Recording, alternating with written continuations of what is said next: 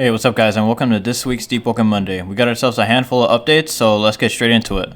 Starting off with the content, you can now roll up to 4 mantra cards in a whisper hand to help increase the chances of receiving a mantra you want. Mystery mantras will still, however, show up in the whisper, but you gain an extra card if several mantras are available to you. Next up, you can now view stat requirements of a talent if you already learned it. I imagine this will help perfect the Deepwoken wiki since it isn't 100% accurate, but hopefully this will help clear up requirements for certain talents you may want to plan for your next build. Next up, Finesse has been merged with Now You See Me, so if you had one of these, you will have the perks of both, but if you already had both, you will receive an extra talent hand upon joining. Also for Arc Order fans, you can now pick your art suit color by using a die packet in order to maximize your Iron Man drip. Mystic now somewhat affects your Shrine of Chance rolls, so hopefully you won't have to use up to 40 knowledge to get the talent you've been looking for. For the balancing side of things, venting now pushes the opponent away from you instead of where you're looking in order to prevent leading someone near the storm and venting them into it. Solar Mark received a couple of changes where proccing Solar Mark will renew the mark instead of doing nothing, and being Solar Mark now reduces tempo gain and ether regen,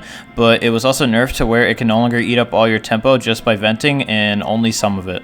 Rising Flame also received many changes where their damage was increased and cannot be affected by range modifiers. However, Meteor Impact will no longer work after an uppercut and cannot multiply your range and instead adds to it. Speaking of range, Reversal Leap's hitbox is no longer larger than Base Flame Leap and can sadly no longer use Meteor Impact. Some mantras such as Glare or Radiant Kick can no longer be feinted for an easy parry. Stormbreaker was also nerfed cooldown wise in order to prevent spam, and also Ice Daggers and Grand Javelin's windup was also nerfed a bit. Exhaustion Strike received some nerfs regarding the posture damage and may no longer posture break the opponent just from the transfer alone. Risky Moves and Ghost was nerfed duration wise, and Ghost had its cooldown raised a considerable amount. Finally, Storm Cage also pushes people inside the cage in order to prevent being infinitely attacked by the cage itself. Hope you guys enjoyed this week's updates, and I'll catch you guys in the next one. See ya.